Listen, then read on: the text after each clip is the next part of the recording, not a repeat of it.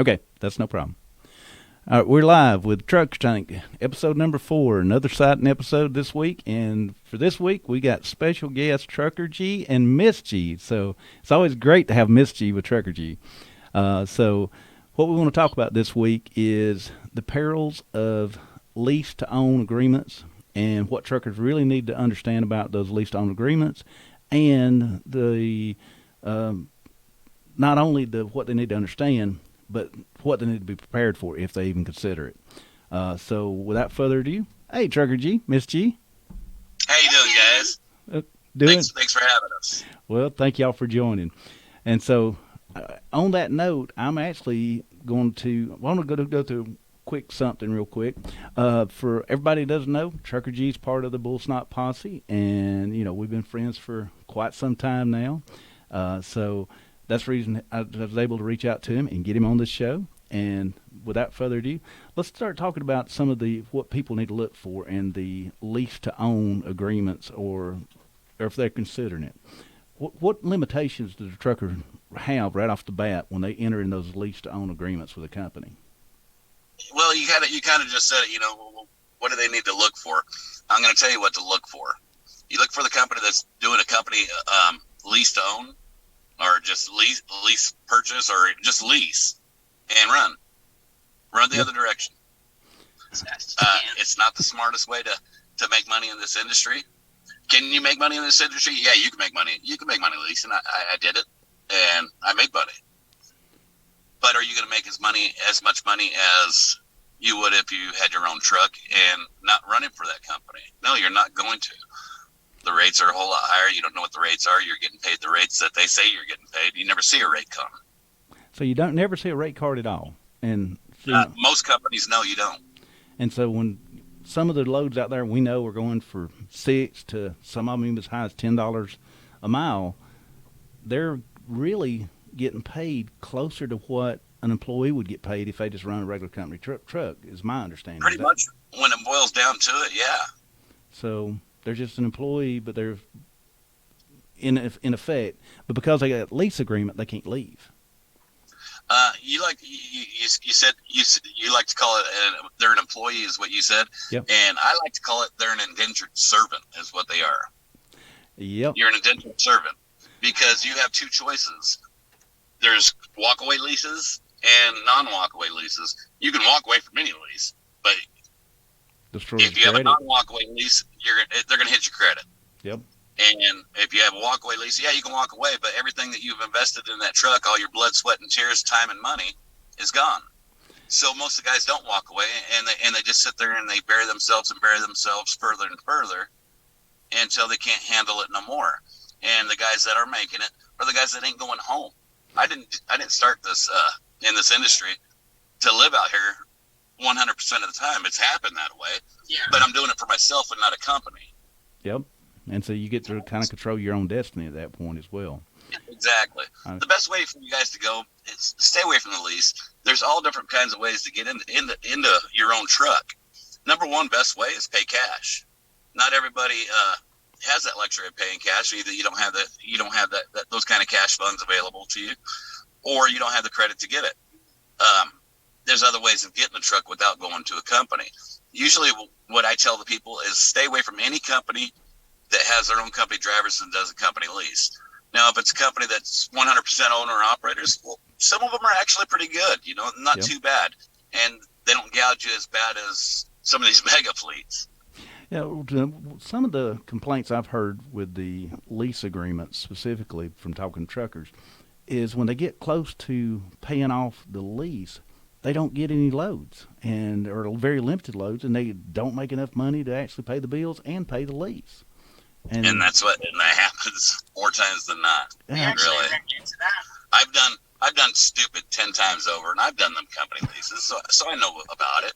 Did I know it wasn't the smart decision when I did it? Yeah, I knew it wasn't a smart decision when I did it, but nothing ventured, nothing gained, and I tell you, I went the wrong way in the times that I did it. There's other ways to go. And so the other ways to go, when you talk about paying cash, nowadays with trucks costing so much, good gracious. I mean, the appreciation, who would ever dream that trucks would appreciate as much as they have. I was talking to Paul last week, and it looks like they've appreciated over the past couple of years like 30%. I mean, that's some of the prices is just crazy. Yeah, I think 30% is a low number. To be honest with you. Yeah. I've seen some where it was more like 50%. So I mean, but my last truck that I had was over 50%. Well, at some point this economy is going to correct itself, and the truck market's going to correct itself. So it always does. And so if I was looking to be an owner operator, I'd be driving for another company at this point, getting the miles, getting the pay, and saving money. Because when they drop, that's when you can buy. That's right, and they are going to drop, guys. They're going to drop it. This industry is a roller coaster. You got to ride them ups and prepare for them ups, and prepare while you're on them ups. Mm-hmm. That way, when the down comes, you're prepared. There's no emergency if you're prepared. If you're prepared, now it's just an inconvenience. Yep. And if you bought your truck 5 years ago, you probably got a pretty good deal.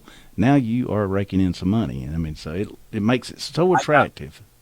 I got very lucky with our truck. We bought our truck a year ago before prices went skyrocket. Yeah. So we were locked into the price on our truck. Yep. But we also lucked into the used truck that we had. We were able to get the top dollar for what it went for. It went for way more than it was worth, in my opinion. Yeah. There's no way it should have sold for what it did. Was it like 2019 we had it appraised and they gave us a very low number for it as opposed to what we ended up selling it for? Yeah, that's just where the market is. So, I mean, if somebody wanted to be an owner-operator, I still would caution them about doing it today. It's like buying a house nowadays. I mean, across this whole country, houses that were, go back 3 or 4 years ago, those houses have been a $150,000 house at the most, and now they're $300,000 houses. And you go, there's no way. But with these low interest rates, everybody's doing it. And I think that's what's drove up the truck market as well. Interest rates are so low that people are overpaying versus what it's truly worth because they can borrow the money basically free. I mean, it's very low interest rates, and that's even fueling that market. But when the housing market crashes and the truck market crashes, it's not going to be a pretty place to be if you've got all that debt. And it's going to happen. So it will. So, well, I know you've been trucking for a long time, and the whole reason for this show is actually to give truckers the opportunity to explore business ideas. I wanted specifically to have you on this week for the lease peril that you can get into, and for truckers to understand that, because being an owner-operator, you own a business. It's that simple. You can't hardly turn it loose once you got it. And but I know a lot of truckers, they have all this windshield time, and they come up with great ideas. And we could go through a bunch of different ones, but they come up with great ideas, and then they don't know how to start a company. They don't know how to manufacture a product. They don't know how to market it. There's a lot of things that they don't know, and so that's the purpose of the show. What's some of the crazy ideas you've heard over the years that people come up with that's probably a pretty good idea, but they just never went to the market? Or do you have any examples like that? Oh, it's usually me coming up with the ideas, and by the time you come up with the idea, you drive, and then a few years later, you'll be watching an infomercial or something on TV and say, "I thought about that 10 years ago." Yep. Because you never do nothing with it. Yeah, I don't know how many times that me and the kids have heard him say that. You remember I told you about it. And there's so much truth to that. I mean, so, I know with truckers, you're always on the road, and you don't have time for this, what I call it a side hustle, is what it really is. And there's nothing wrong with that. That's what it needs to be. When you have to have that 34-hour break, or when any mandatory breaks, you can work on your other business, and by the time you get that idea developed, it may actually generate more revenue than actually driving a truck. I mean, there's very good possibility of that. Maybe that's why I keep my mouth shut with my inventions, because that means I might get out of the truck. I know. It does scare me to get out of the truck. Well, I don't think that's the whole reason for that. It's just it may have a little bit to do with you're busy, and then when you ain't busy, you're lazy. But if you do have some good ideas, what I tell everybody for the show, there's been other truckers already contact me. If it's a product and you think it's patentable, we're not going to talk about it on the show until you actually get protected with either file a patent, and I can help people walk through that. People ask about, how much things cost. If it's a copyright, like the bull, the bull on my shirt, that'd be a copyright for design, and that's going to run you about $750 to $900 to get that done, because you got to file for copyrights and with the U.S. Patent and Trademark Office. If it's a trademark like BullSnot, then that's going to run you about somewhere around $1,500 to file it, to get it, and then whatever name you come up with, like, you take BullSnot, it's trademarked, visible, shinable, blastable, greasable, they're all trademarked. So that means nobody else can actually use that name. And that's kind of important, because once you get a product going, if somebody can easily just copy your name, and like Trucker G, if they wanted to, build off of all your efforts, if it's not trademarked, guess what? They can do that, because you haven't protected yourself. And then when you get into patents get really complicated really quick. If it's a utility patent, they're not that expensive. You could ostensibly, the best range you could look for on that is going to be like $7,500 to $15,000. It's going to be somewhere in that range, depending on the complexity, depending on the blueprints and designs and everything else you got to submit with your patent application. If it's a composition patent, like in my world, the chemical world, it could be $250,000. It can get very expensive very quick. But I know most of the ideas are design patents, and design patents are a lot more economical, easier to get into, easier to defend. And the other thing people need to understand with patents, a patent only protects you, and a trademark and a copyright, all of them, they only protect you if you defend it. So if you let people violate your designs and you know about it, you could lose it. So you got 20 years protection on patents if you defend them. But if you don't defend them, people can still come in and do it. And all it does is it protects you from people selling a product like that in the U.S. So when you file, you get a U.S. patent. And that's where you get into $7,500 to $15,000. Now, if you want to file for a world patent, well, you file for a world patent. That's going to cost you even more. And then you got to file in individual countries. And all those individual countries where you want market protection are going to run the bill up. It's crazy. You could have a patent that started out at $15,000. Time you try to patent it in Japan, Germany, France, Italy, and Canada, Mexico, you may have $250,000. But people need to understand with patents, only patent in the country where you want to sell. It's that simple. If you can't reach that market, don't even fool with it. To say, I ain't going there. Patent where you want to sell the product. The United States is still the biggest market. I know China looks attractive, but how do you protect it in China? You come up with it, you try to sell it in China, you got to have people on the ground in China to protect your patents and defend them. And if you don't have those people on the ground in China, don't do it. You wasted your money. We all know they'll build it. Yeah, they're so, but they in the patent process over there is going to take you 10 years. Time you get it done. By the time you get anything, yeah, you done spent so much money and you still don't know what you got when you got it. So yeah. So what's one of the craziest business ideas that you had? You said, I should have done that because you already had the idea. I can't even think.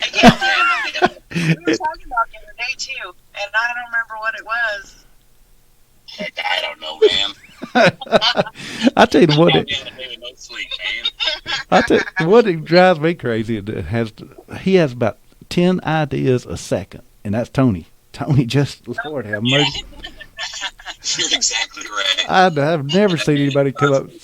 I told Tony, I said, you could bankrupt me just for all your patent applications you can want to do. And I said, no, let's build a business model. And that's the other thing that truckers need to understand.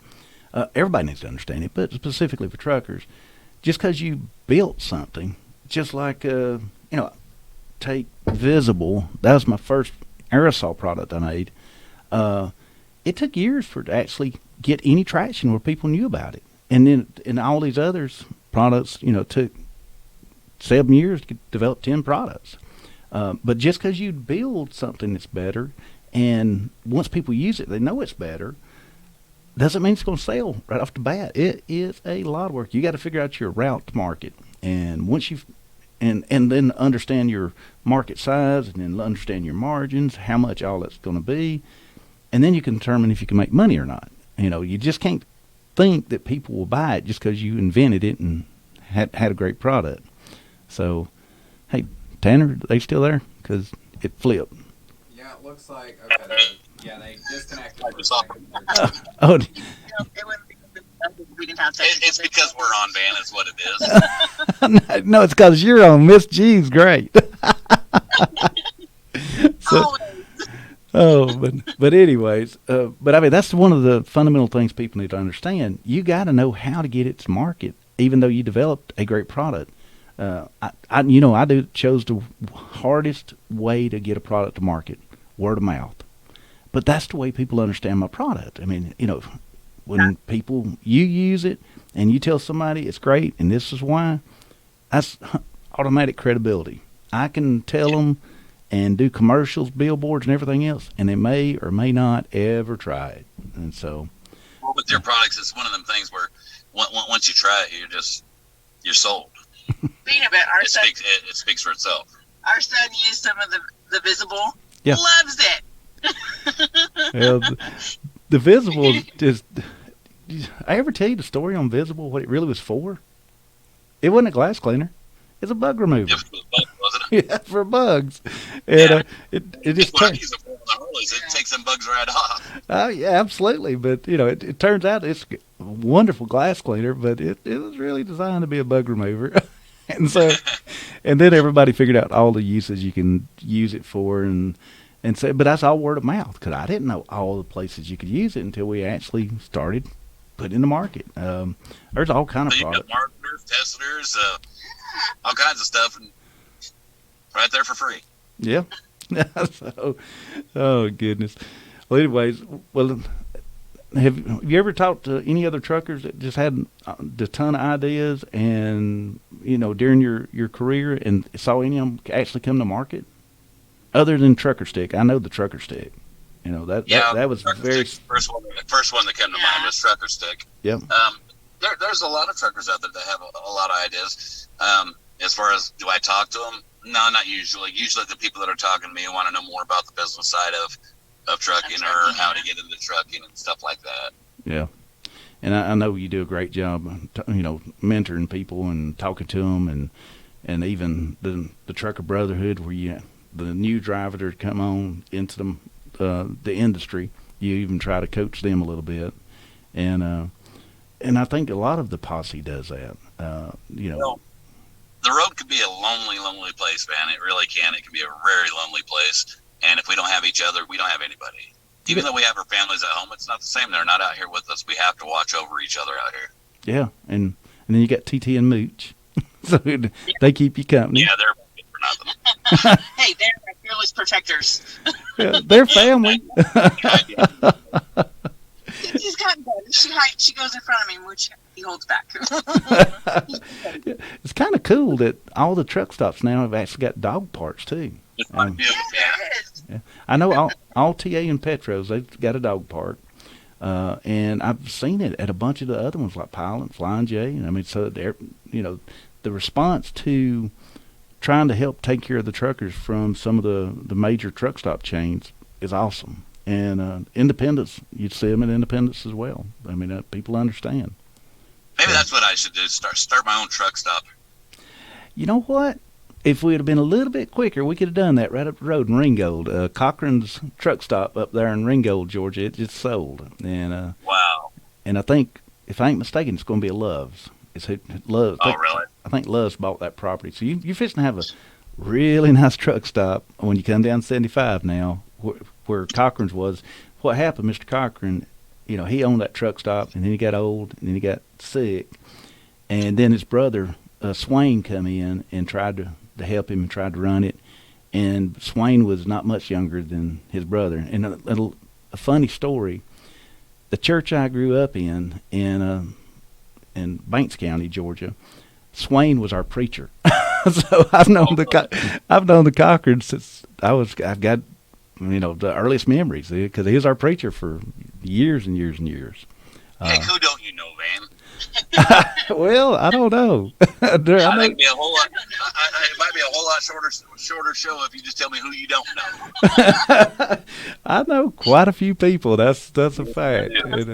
But I didn't even know that Swain was in there till I stopped in there, because they had good barbecue. I mean, they had some of the best barbecue coming and going. And I stopped in there and get barbecue, and I was talking to the cashier, and she was telling me about Mr. Cochran, and she said, Swain's running it now. I said, not from Banks County. She said, yeah. I said, I've known him my whole life. That's what I meant about the truck stops, when they catered to the driver and they actually had good food, good homemade food. Oh, man, there are some really good ones. I mean, some of the independents, oh, my goodness, they got some good food. Yes, but they're starting to get farther in between. They are. They really are. I know one of my favorites got a chain in it, and that restaurant is actually the best IHOP I've ever eaten at is a Davy Crockett. A Davy Crockett, that TA up there, man, yep. that IHOP, they take care of you. The food's great. The service is phenomenal. I mean, I love to stop in at Davy Crockett and get IHOP, and you get it any time of the day, and it's always good. But I mean, the problem with, starting a truck stop is it takes a lot of money, and I mean a whole lot of money, and so that's something. And I'd probably go broke, because my thing wouldn't be all about making the money. My thing would be about catering to the driver, and I'd probably over cater, and I go broke quick. Well, what drivers need nowadays more than anything is parking spots. I mean, there is just not enough parking for truckers on the road nowadays. And if you don't get to your parking spot early, you're not going to get a parking spot. You're going to park on the ramp, or you're going to park out in the boonies. I mean, you just don't have a choice. It's just crazy. I don't know why these states ain't putting more lots up along the side of the interstate. Truck parking lots. I think a lot of the states have just relegated their responsibility, because it is their responsibility in my view. They just relegated it to truck stop owners, and truck stop owners can't keep up, or they don't have enough land. I mean, you got to have a lot of land to build a big lot, and I know like Davy Crockett up there, they have enough land, they can keep expanding, and they keep adding parking spots every time they get a chance. But a lot of the truck stop owners don't have that luxury. They are landlocked, and so they've got X number of spaces. Be that it's limited, they can't expand, and so So I mean, the state should do it.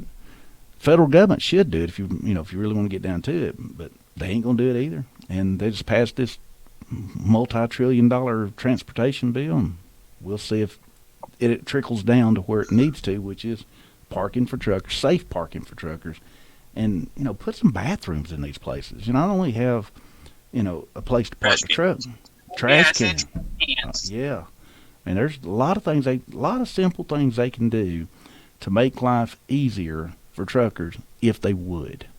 And then they'll say, well, we got a trucker shortage. Well, you got a trucker shortage because that lifestyle's not for everybody. I mean, you've seen a bunch of people go into the trucking industry, going to be an OTR, and I hired a bunch of them in my previous jobs. I had a bunch of truckers, but they went into OTR, they saw the money, they saw the opportunity, and they immediately hated it, and they wanted to be home every night. So they'd take a job paying significantly less, just so they could be home. I mean, you can't put a price tag on family, brother. You can't.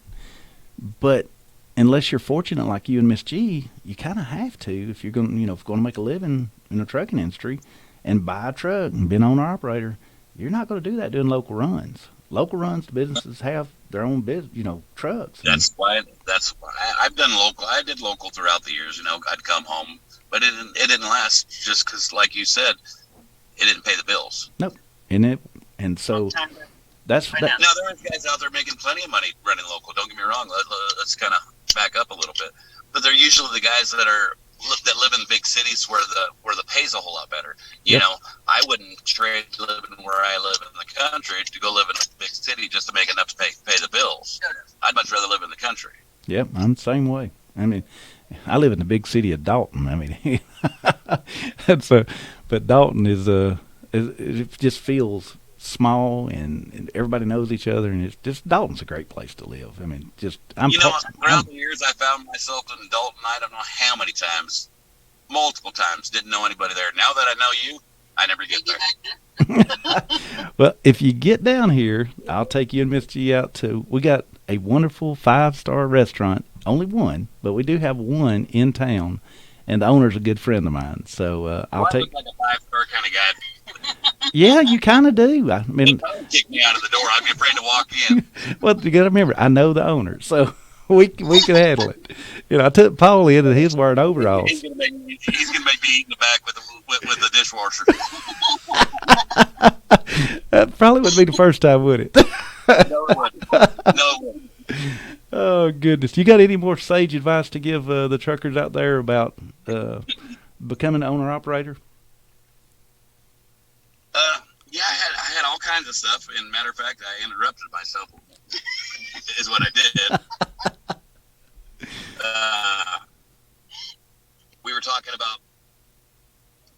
Well, heck, I got to back up now. Yeah, what happens when you don't sleep, man? I know you've been up too long. You were talking about saving up money, trying to do it that way, financing it, and if you can't pay for cash for a truck, which most of us can't. Yeah. There's other ways to go. Get a bank financing. That's the second best way to go. You know, through your local credit union, local bank. Local bank's probably the best way to go. Yeah. You know, have a banker that you can get a hold of. But not everybody can do that either. Well, there's other ways to go too. There's third-party lease companies to where they lease the truck. Do they make a profit? Yeah, they make a profit. And you're gonna pay a whole lot more than what the truck's worth. But it's gonna be about the same as one of these company leases. But you're not chained to that company. You're no longer an indentured servant to that company. Yeah. Now you can take your truck to another company. If they're not running you, all right, we'll see. I'll go on down the road to where I can make money. At least you have an option. When you go to a company and you lease from them, your only option is give them back the truck and you're done, and go somewhere else and start all over from scratch. Yeah, I mean, to be able to get the loads off the load boards, pick the ones you want. I mean, and I'll tell you the problem I run into, and even more so here lately, is hazmat certification.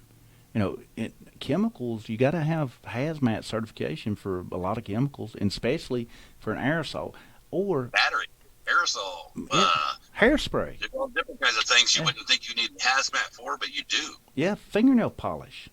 I mean, yes. I mean, there's so many things. Cooking spray, Pam cooking spray. People just don't realize how many things you have to have hazmat certification for. But getting that, you're going to get a premium. I mean, the hazmat certified drivers cost more than the ones that don't have hazmat certification. And so you're looking for premium per mile, that's an easy way to get it. You just got to find them on, and then you got load boards to find everything. And even these 3PLs, they love to hook up with companies who've got a bunch of hazmat certified drivers, because now they can expand their customer base. Just like, you know, well, I use a 3PL, and they know who the hazmat certified companies are and has the drivers, and they talk to them, get me the best rates, but my rates ain't cheap. So, what were we talking about 2 seconds ago? But Start talking about other advice you can give to drivers wanting to become owner-operator. I had something on top of my head, and I just went bloop. I know what was on top of your head. It used to be hair. Used to be a hat. Yeah, he used to sport the hat a lot. But I rest my bald head. Oh, goodness. But, yeah. That waxable. The waxable. We're straight. Shineable. That's what it's shineable. Lord, I think polishable will be about the best for your head. We just just need to have a 3-stage. That's what we need. 3 stages, The polishable, the sandable, waxable. Well, guys, I really appreciate y'all taking time. I know you haven't had much rest, and I really appreciate you coming on the show today. Want y'all to get some rest, and and be careful out there, because it's still. What part of the world are you in? Is it icy and snow? We're back around home. We're about 30 miles from the house. Yeah. But we can't grab another load, and we can't go home because we're being held hostage trying to figure out what they want to do with this product that they refused. Yeah. 3 pallets of cake mix. I got 3 pallets of cake mix. Wow. I'm fixing to have a birthday party up in Stratford, Missouri, guys. Come on over. That's going to be a big damn cake. Yeah, we need eggs for the cake mix. Yeah, and people don't realize that happens more often than what you think about them rejecting pallets. And that's what I was going to talk about. Now I remember, Ben. Now I remember. Go ahead. You were talking about a driver shortage, right? Yep. There is no driver shortage, guys. I don't care what the media's telling you. I don't care what the government's telling you. I don't believe there's a driver shortage at all. The problem is these shippers and receivers are holding us up. The problem is these ports ain't getting these trucks loaded. Load these trucks, let them roll like they want to roll, and we'll get freight moving, believe me. Yeah. Well, I know with them refusing those 3 pallets of cake mix, I mean, what happens if the shipper just tells you to keep it, and they don't not bring it back to them? They usually tell you to dispose of it.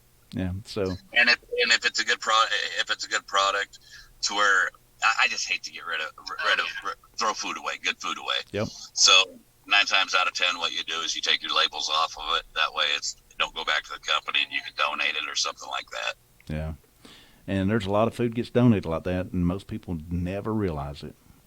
If you got like good berries or any kind of vegetables, people find the local homeless shelters or truckers find the local homeless shelters, and they donate it to them. So I mean, that's just a noble act that truckers do that 95% of the people don't have a clue it's happening, but it happens every day. So, would Mr. Miss G or Trucker G and Miss G, because calling you Mr.'s like putting mag wheels on a dump truck just don't make no sense. It looks real good for about a second. Same for me, but Trucker. Until you look at the rest of the truck. But Trucker G and Miss G, thank y'all for being on the show today, and I hope y'all stay safe and stay warm. We appreciate you, brother. All right, see you guys.